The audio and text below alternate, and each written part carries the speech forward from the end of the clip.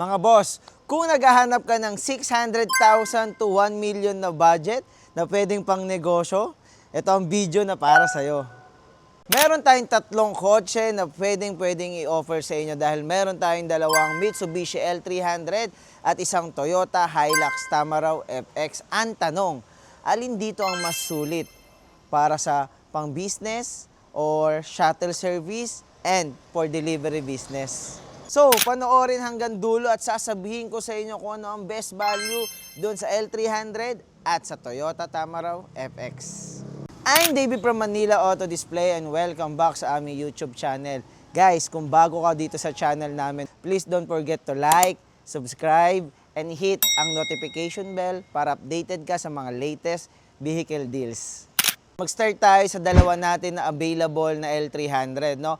Etong dalawa sa likod ko, guys, parehas to ng model 2025 Mitsubishi L300, guys, no? Na manual transmission.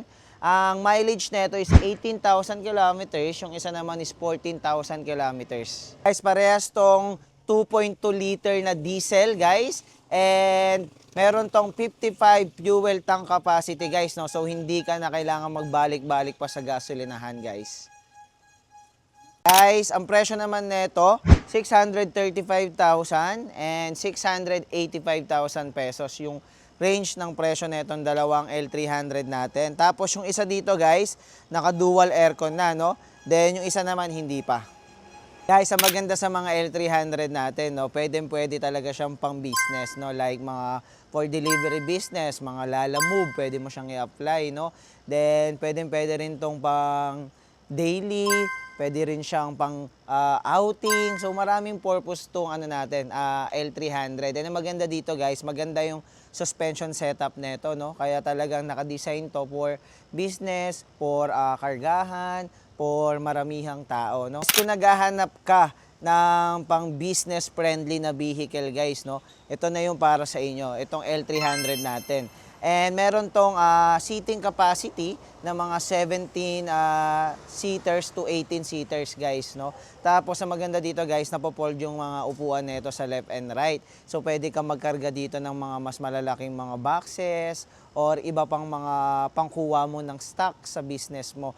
And guys, hindi lang yun pangkargahan, no? Pwede rin tong pang long drive, guys. Dahil diesel to na manual transmission, matipid din to sa consumption ng gasolina. Ang maganda pa dito sa L300 na available namin, guys, no? Latest model pa, 2025. And guys, all stock pa to, no? Wala pa tong any prangkisa, guys, no? So, kung ikaw ay may business na, pwede mo na tong i-apply sa LTFIV dahil all stock pa to, guys. Wala pa tong any prangkisa, guys, no? So, ikaw pa lang yung mag-a-apply, guys. And meron na rin tong original plate. Complete na rin yung papers na ito, guys. Guys, ito naman yung isa sa pinaka-premium doon sa tatlong unit na ipapakita natin, no? Kasi dalawang L300, tas itong Hilux Tamaraw. So ito yung pangatlo natin. Ito yung isa sa premium, guys. Ito ang ating 2025 Toyota Hilux Tamaraw FX, 2.4 liter na diesel, manual transmission. Ang presyo for only 999,000 pesos. Guys, take note, almost brand new condition tong unit na to. Bakit ko nasabing good as new or brand new condition? Dahil, guys, 32 kilometers lang yung tinakbo nito. You heard it right, guys. 32 kilometers, hindi hundreds, hindi thousands. 32 kilometers lang. Dahil, guys, delivery mileage lang yon. Maganda naman dito sa Tamaraw FX natin, no? Meron na rin tong high roof utility body, guys. And dito naman sa front seats sa harap, naka-fabric seats na rin siya. Tapos meron na rin tong Bluetooth connectivity, meron din tong AM/FM radio, and may aux input na rin, guys.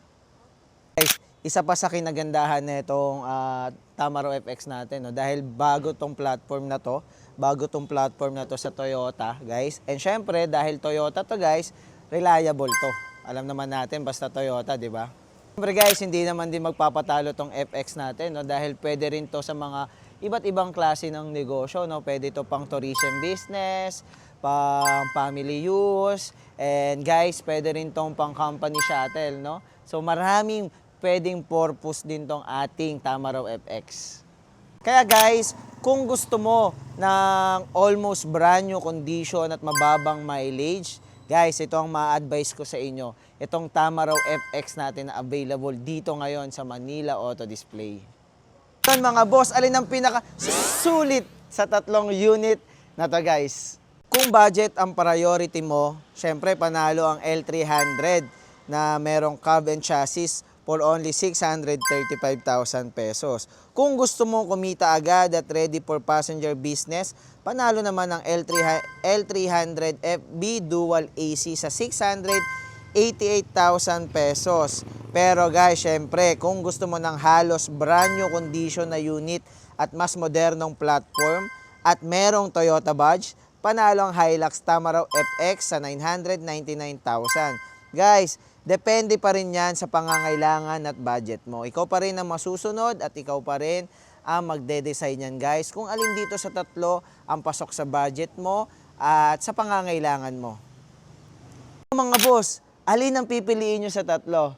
Please comment below guys. Tulungan naman natin yung mga mod friends natin na nagdi-decide at nalilito, no? Kung alin ang mas sulit at mas bagay para sa pangangailangan nila. Kung ito bang ating 2025 Mitsubishi L300 cab and chassis or itong ating 2025 Mitsubishi L300 na merong dual AC guys. Pero syempre guys, hindi naman magpapatalo tong ating 2025 Toyota Hilux Tamaraw FX. So guys, tulungan natin sila. Comment lang kayo. Guys, kung nagustuhan nyo tong ating munting video dito sa YouTube channel natin, please don't forget to like, subscribe, and share tong video na to guys. Para marami pang mga negosyante ang makakita ng ating mga videos regarding sa ating mga available na L300 at FX guys, no? Para na rin guys sa mga sulit deals pa nating ipapakita sa mga future videos natin. So guys, again, I'm Davey from Manila Auto Display and kita-kits tayo dito sa showroom namin sa 29A San Rafael Corner, Barangay Capitolio, Pasig City. Open tayo Monday to Saturday and also Sunday guys, open din tayo. So ano pang hinintay nyo guys? Kita-kits tayo dito. See you and masasabi ko lang, susulit talaga ang pera.